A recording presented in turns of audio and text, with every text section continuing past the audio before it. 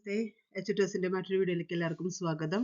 ഇന്ന് നമ്മൾ +1 question paper രണ്ടാമത്തെ ഭാഗം, അതായത് അന്ന് നമ്മൾ പകുതി ക്വസ്റ്റ്യൻസ് ആണ് ചെയ്തു വെച്ചിട്ടുണ്ടായിരുന്നത്. അതിൻ്റെ സെക്ഷൻ 2 നമ്മൾ ചെയ്യാണ്. അതായത് 18 തുടങ്ങിയുള്ള ക്വസ്റ്റ്യൻസ് ആണ് ഇനി നമുക്ക് ചെയ്യാനുള്ളത്. അപ്പോൾ ഇതുവരെയുള്ള ക്വസ്റ്റ്യൻസിൻ്റെ ആൻസേഴ്സ് ഒക്കെ നിങ്ങൾ ശരിക്കാവുമല്ലോ ചെയ്തിട്ടുണ്ടാവുക. അപ്പോൾ ആത്മകഥം, സ്വഗതം, പ്രകാശം ഒക്കെ പഠിച്ചോ? സ്വഗതം അല്ലെങ്കിൽ ആത്മകഥം, പിന്നെന്താണ് നേപഥ്യം തുടങ്ങിയ ഷോർട്ട് നോട്ടുകൾ പഠിച്ചോളൂ കേട്ടോ. ചിലപ്പോൾ അത് വരും, അതുകൊണ്ടാണ് ഞാനത് എഴുതി തന്നത്. ഓക്കെ, അപ്പോൾ നമുക്കിനി അടുത്ത ഭാഗത്തേക്ക് പോവാം. ക്വസ്റ്റ്യൻ പേപ്പറിൻ്റെ ആരെങ്കിലും ചാനൽ സബ്സ്ക്രൈബ് ചെയ്യാത്തുണ്ടെങ്കിൽ സബ്സ്ക്രൈബ് ചെയ്യണം, ലൈക്ക് ചെയ്യണം, ഷെയർ ചെയ്യണം, ഞങ്ങളെ സപ്പോർട്ട് ചെയ്യണം. ഓക്കെ, അപ്പോൾ നമുക്ക് അടുത്ത ഭാഗത്തേക്ക് പോയാലോ? ഓക്കെ, നമുക്ക് 18 അടുത്ത ചോദ്യം വരുന്നത് 18. അധോദത്തം ശ്ലോകം പഠിത്വ ഗദ്യക്രമം ലിഖത എന്നുള്ളതാണ്. ഗദ്യക്രമത്തിൽ എഴുതുക. അതായത് അകിഞ്ചനസൻ പ്രഭവസ സമ്പദാം ത്രിലോകനാഥ പിതൃസദ്മഗോചരഃ സ ഭീമരൂപ ശിവൈത്യുദീര്യതേ ന സന്ധി യാഥാർത്ഥ്യവിധ പിനാകിനഃ. ശ്ലോകം കൊടുത്തിട്ടുണ്ട്. അതിൻ്റെ 4 വാക്കുകളാണ് നമുക്ക് ഫില്ലപ്പ് ചെയ്യാനുള്ളത്. അതിൽ ഒന്നാമത്തെ സഹ അകിഞ്ചനഹസൻ, അദ്ദേഹത്തിന് ഒന്നുമില്ലാത്തവനാണെങ്കിലും സമ്പദാം പ്രഭവഃ, അദ്ദേഹത്തിന് സമ്പത്തിന്റെ ഉദ്ഭവം അദ്ദേഹത്തിൽ നിന്നാണ്, ശിവനിൽ നിന്നാണ്. പിതൃസദ്മഗോചരഃ ത്രിലോകനാഥഃ ഭീമരൂപഃ ശിവഃ ഇതി ഉദീര്യതേ. ആരാണ്? പിതൃസദ്മഗോചരനാണ്, പിതാവിന് തുല്യനാണ്, ത്രിലോകനാഥനാണ്, ഭീമരൂപനാണ്, അങ്ങനെയുള്ളതാണ് ശിവൻ എന്ന് പറയുന്നത്. ശിവൻ എന്ന് പറഞ്ഞാൽ, ശിവം എന്ന് പറഞ്ഞാൽ മംഗളം എന്നാണ് അർത്ഥം. അതഃ പിനാകിനഃ യാഥാർത്ഥ്യവിദഃ ന സന്തി. അതുകൊണ്ട് പിനാകിയെ യഥാർത്ഥത്തിൽ അറിഞ്ഞവർ വളരെ കുറവാണ് എന്നാണ് പറയുന്നത്. ഓക്കെ, അപ്പോൾ ശിവനെ കുറിച്ചിട്ടുള്ള എക്സ്പ്ലനേഷൻസ് ആണ് പാർവതി ദേവി പറയുന്നതാണ്. ഓക്കെ, അപ്പോൾ അതിലത്തെ 4 വാക്കുകളാണ് ഇവിടെ ഫില്ലപ്പ് ചെയ്യാനുള്ളത്. അകിഞ്ചനഃ, പ്രഭവഃ, ഭീമരൂപഃ, പിനാകിനഃ എന്നുള്ളത്.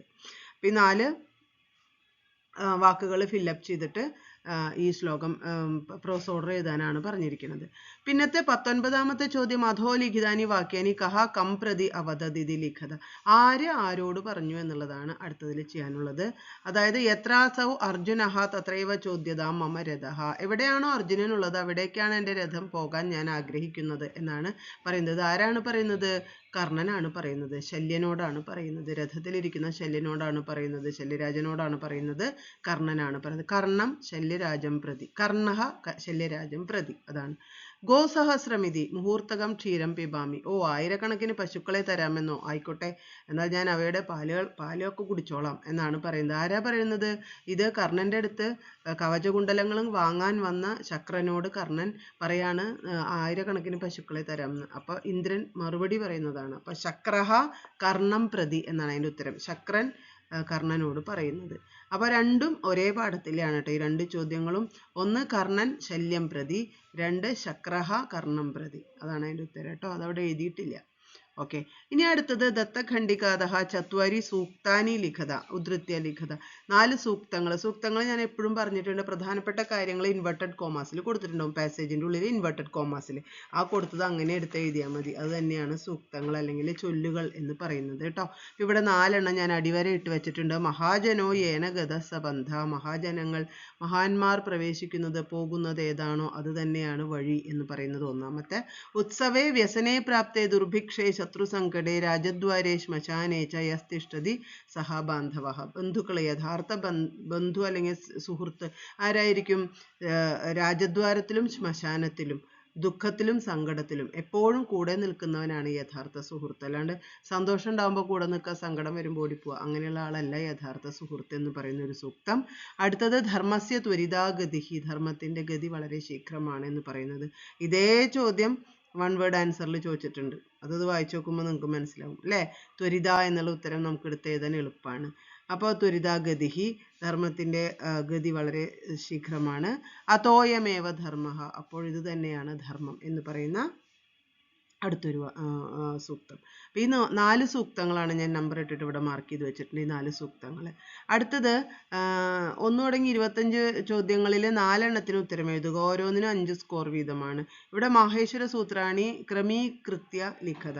മാഹേശ്വര സൂത്രങ്ങൾ ക്രമീകരിച്ച് എഴുതുക. അത് എപ്പോഴും വരുന്നൊരു ചോദ്യമാണ് കേട്ടോ, അതുകൊണ്ട് അത് പഠിച്ചു വെച്ചോളൂ. അത് ആദ്യം വരുന്ന ചോദ്യം എന്താണ്? ആദ്യത്തെ സൂത്രം ഏതാണ്? അയൂണ്, പിന്നെ ഋളുക്ക്, എയോങ്, അയൗച്ച്, ഹയവരട്, ഇങ്ങനെയാണ്. അപ്പോൾ ഞാൻ നമ്പർ ഇട്ടിട്ടുണ്ട്. ഈ രീതിയിലാണ് അത് കറക്റ്റായിട്ട് ഉത്തരം വരുന്നത്. ഓക്കെ, അപ്പോൾ ഇത്രയും മനസ്സിലായില്ലേ? അടുത്ത ചോദ്യം 22ാമത്തെ കഥാസ്തംഭാൻ ക്രമീകുരുത. കഥാസ്തംഭങ്ങൾ, അതായത് കഥയുടെ എസൻസ് ഉള്ള ഭാഗം മാത്രം എടുത്തിട്ട് ഒറ്റ വാചകത്തിൽ കാണിക്കുകയാണ്. അല്ലാതെ കഥയിലെ എല്ലാ വാചകങ്ങളൊന്നും ഉണ്ടാവില്ല. ഏത് ആദ്യം നടന്നു എന്നുള്ളതനുസരിച്ചിട്ട് ഓർഡർ ആക്കാനാണ് പറഞ്ഞേക്കണത്. ഓക്കെ, അപ്പൊ ഏത് സംഭവമാണ് ആദ്യം നടന്നത് നോക്കിയിട്ട് വേണം ഓർഡർ ആയിട്ട് എഴുതാൻ, റീഅറേഞ്ച് ചെയ്ത് എഴുതാനായിട്ട്. അപ്പോൾ ഇവിടെ ആദ്യം നടന്ന സംഭവം എന്ന് പറയുന്നത് മുനേഹെ വത്സ ഇതി സംബോധനയാ നിഷാദസ്യ ഹൃദയം ആർദ്രം അഭവത്. വത്സൻ എന്ന വിളി കേട്ടപ്പോൾ നിഷാദന്റെ ഹൃദയം അലിഞ്ഞു പോയി. രണ്ടാമത് വരുന്നത് ഭാര്യാദീനാം പ്രതിവചനം നിശമ്യ നിഷാദഹ നിതരാം ഖിന്നഹ അഭവത്. ഭാര്യയുടെ ഉത്തരം കേട്ടപ്പോൾ അദ്ദേഹത്തിന് വളരെയധികം വിഷമം തോന്നി. ആർക്ക്? നിഷാദന്. കാട്ടാളന് വിഷമം തോന്നി. മൂന്നാമത് പശ്ചാത്താപ പരവശഃ രത്നാകരഃ മുനേഹെ പാദയോഹോ പ്രണമത്. പശ്ചാത്താപം കൊണ്ട് വിഷമിച്ചു പോയ രത്നാകരൻ മഹർഷിയുടെ പാദങ്ങളിൽ വന്നു വീണു. നാലാമത്തെ സപ്തർഷയഃ വാത്മീകേഹേ അതിതേജസ്വിനം കശ്ചന മുനിശ്രേഷ്ഠം അപശ്യത്. സപ്തർഷിമാര് വളരെ പ്രസിദ്ധനായിട്ടുള്ള ഒരു മുനിശ്രേഷ്ഠനെ കണ്ടുമുട്ടി. അത് വാത്മീകി, അതായത് വീണതിന് ശേഷം അദ്ദേഹം അവിടെ നിന്ന് തപസ് ചെയ്ത് വാത്മീകിയായി. പിന്നീട് സപ്തർഷികൾ ആ വഴിക്ക് വന്നപ്പോൾ അദ്ദേഹത്തെ കണ്ടു. അവരെ കണ്ടതിന് ശേഷം വാത്മീകി തമസാ നദീതീരെ വാസം ആരംഭത. അതിനുശേഷം അദ്ദേഹം തമസാ നദിയുടെ തീരത്ത് താമസിക്കാൻ ആരംഭിച്ചു. ഇതാണ് അതിൻ്റെ ഓർഡർ കേട്ടോ. അപ്പോൾ 1, 2, 3, 4, 5 എന്നുള്ള ഓർഡറിൽ ഞാൻ ഇട്ടിട്ടുണ്ട്. ഈ ഓർഡറിൽ എഴുതണം. പിന്നെ സംഖ്യ എഴുതാനാണ്. സംഖ്യ വളരെ പ്രധാനപ്പെട്ടതാണ്. 10 വരെയുള്ള സംഖ്യ, 20 വരെയാണ് ശരിക്കും പഠിക്കേണ്ടത്. 10 വരെയുള്ളതെങ്കിലും പഠിച്ചു വയ്ക്കുക. എപ്പോഴും ഇങ്ങനെയാണ് കാണാറ് കേട്ടോ. ഏകം, ദ്വേ, ത്രീണി, ചത്വാരി, പഞ്ച, ഷഡ്, സപ്ത, അഷ്ട, നവ, ദശ. ഓക്കെ, ഇനി അധോദത്ത ഗദ്യഭാഗം മലയാള ഭാഷയ ആംഗല ഭാഷയവ അനുവദത. ഈ ഗദ്യഭാഗം മലയാളത്തിലോ ഇംഗ്ലീഷിലോ എഴുതുക എന്നാണ് പറയുന്നത്. മമ കർമ്മധീരാഹ യുവകാഹ. ഇത് വിവേകാനന്ദ സ്വാമികളുടെ വചനങ്ങളാണ്. അപ്പോൾ അത് വളരെ പ്രധാനപ്പെട്ടതാണ്, അത് മനസ്സിലാക്കി വെക്കണം. എൻ്റെ കർമ്മധീരന്മാരായ യുവാക്കളെ, യൂയം സർവേ മഹാന്തി കാര്യാണി കർത്തുമാഗത ഇതി വിശ്വാസഃ യുഷ്മാസു ഭവേത്. നിങ്ങളെല്ലാവരും വളരെ പ്രധാനപ്പെട്ട കാര്യങ്ങൾ ചെയ്യാനായിട്ട് ഇവിടെ വന്നവരാണ് എന്നുള്ള ഓർമ്മ നിങ്ങൾക്ക് ഉണ്ടാവേണ്ടതാണ്. അവശ്യം ഭവേത്, നിങ്ങളിൽ തീർച്ചയായും ആ ബോധം ഉണ്ടായിരിക്കണം. ശുനകസ്യ ഭക്ഷണം ശ്രുത്വ മാ ഭൈഷ്ട. നായയുടെ കുരകേട്ട് ഒരിക്കലും ഭയപ്പെടരുത് എന്നാണ് പറയുന്നത്. ഗഗനെ വിദ്യമാനേന വിദ്യുതഃ പ്രഭാവേന അഭി ചകിതഃ ന ഭവേദ. അതായത് ആകാശത്തുണ്ടാവുന്ന ഇടിമിന്നലുകളെ നിങ്ങൾ ഭയപ്പെടരുത്. ഉത്തിഷ്ഠത ജാഗ്രത, ഉണർന്നെഴുന്നേൽക്കൂ, ജാഗരൂകരായി ഇരിക്കൂ. ഇത് സ്വാമി വിവേകാനന്ദ യൂനഃ ഉദ്ബോധയത്. ഇപ്രകാരം യുവാക്കളെ അദ്ദേഹം ഉദ്ബോധിപ്പിച്ചു എന്നാണ് പറയുന്നത്. ഈ നായയുടെ കുരകേട്ട് ഭയപ്പെടരുത് എന്ന് പറയുന്നത് എന്തുകൊണ്ടാണ്? നായ എന്ന് ഉദ്ദേശിച്ചത് പലതരത്തിലുള്ള ആളുകൾ അവിടെ എവിടെയും കിടന്ന് കുരയ്ക്കും നമ്മൾ നല്ല കാര്യം ചെയ്യുമ്പോൾ. അതിനെ ഭയപ്പെട്ട് പിന്മാറരുത് എന്നാണ് ഉദ്ദേശിച്ചത്. ആകാശത്തുനിന്ന് ഇടിവെട്ടിയാൽ പോലും ഭയപ്പെടരുത് എന്ന് പറയുമ്പോൾ എന്താണ് ഉദ്ദേശിക്കുന്നത്? യഥാർത്ഥ ധർമ്മം ചെയ്യുമ്പോൾ ഒരുപാട് തടസ്സങ്ങൾ ഉണ്ടാവും എന്നുള്ളതാണ്. ആ തടസ്സങ്ങളെയൊക്കെ ധൈര്യമായി ധീരരായി മറികടന്ന് മുന്നോട്ട് പോകണം. കാരണം നിങ്ങൾ വന്നതിനൊരു ഉദ്ദേശമുണ്ട്. ആ ഉദ്ദേശം നിങ്ങൾ സാധൂകരിക്കുക. ആ ബോധം നിങ്ങൾക്ക് ഉണ്ടാവണം. അതുകൊണ്ട് ഉത്തിഷ്ഠത ജാഗ്രത, ഉണർന്നെഴുന്നേറ്റു പ്രവർത്തനോന്മുഖരാകൂ അല്ലെങ്കിൽ കർമ്മനിരതരാകൂ എന്നാണ് അദ്ദേഹം ഉദ്ദേശിച്ചത്. മനസ്സിലായോ? അപ്പം ഇത്രയും കാര്യങ്ങൾ മനസ്സിലാക്കി വെക്കുക കേട്ടോ. ഇനി അധോദത്തം ഗദ്യഭാഗം പഠിത്തോ ഉത്തരാണി ലിഖത. ഈ ഗദ്യഭാഗം പഠിച്ചിട്ട്, ഇത് ആദ്യത്തെ പാഠത്തിലാണ്. ഈ ഗദ്യഭാഗം പഠിച്ചിട്ട് ഉത്തരങ്ങൾ എഴുതുക എന്നുള്ളതാണ് നമുക്ക് തന്നിട്ടുള്ള ചോദ്യം.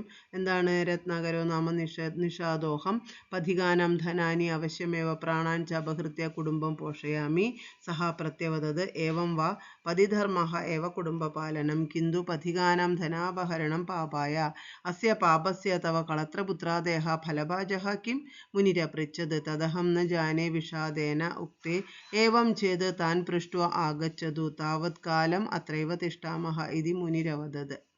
ആ മുനി പറഞ്ഞ വാക്കുകൾ, നിഷാദൻ വസ്തുക്കളെ പിടിച്ചു പറിക്കാൻ മുന്നോട്ട് ചാടിയപ്പോൾ മുനി പറഞ്ഞ വാക്കുകളും ആ ഒരു ചെറിയ എന്താ പറയുക ഇൻസിഡൻസ് ആണ് ഇവിടെ കൊടുത്തിട്ടുള്ളത്. ഇനി ചോദ്യം, നിഷാദഹ കഹ. ആരാണ് നിഷാദൻ? നിഷാദൻ എന്ന് പറയുന്നത് രത്നാകരൻ എന്ന് പറയുന്ന ആളാണ്.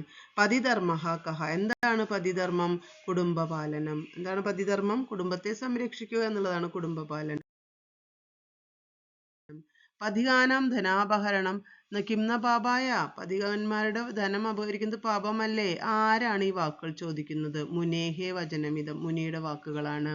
ഗദ്യാംശാത് ല്യബന്ധം അവ്യയം ചിത്വാ ലിഖത അപഹൃത്യ. ല്യബന്ധം എന്ന് പറയുമ്പോൾ യായിൽ അവസാനിക്കുന്നത്. അപഹൃത്യ കളത്രം ഇതി പദസ്യ അർത്ഥം ഭാര്യ എന്നുള്ളതാണ്.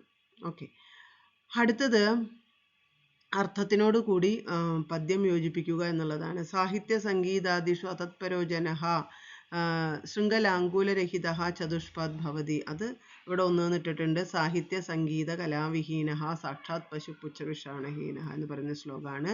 ഖലസജ്ജനാനാം മൈത്രി വിഭിന്ന, അത് രണ്ടാമത്തെ, അവിടെ ആദ്യത്തെ ശ്ലോകം രണ്ടെന്ന് നമ്പർ ഇട്ടിട്ടുണ്ട്. ആരംഭ ഗുർവി ക്ഷേണി ക്രമേണ ലഘ്വി, ആ ശ്ലോകമാണ്. മൂന്നാമത്തെ സുഖദുഃഖയോഹോ വിഷയേഷു വിവേകിനഃ പുരുഷാഃ പർവ്വതാഃ ഇവ ചഞ്ചലാഃ, അവിടെ നിന്ദന്തു നീതി നിപുണാഃ യതി വാസ്തുവന്തി എന്നുള്ള ശ്ലോകമാണ് മാച്ചായിട്ട് വരിക കേട്ടോ. ഇനി ഇതിൽ ഇഷ്ടപ്പെട്ട ഒരു ശ്ലോകം എടുത്തിട്ട് അതിൻ്റെ കാരണം എന്താണെന്ന് പറയണം എന്നാണ് പറഞ്ഞിട്ടുള്ളത്. ഏതാണോ ഇഷ്ടപ്പെട്ട ശ്ലോകം എന്ന് വെച്ചാൽ അതെടുക്കുക, അതിനനുസരിച്ച് അതിൻ്റെ റീസണുകൾ.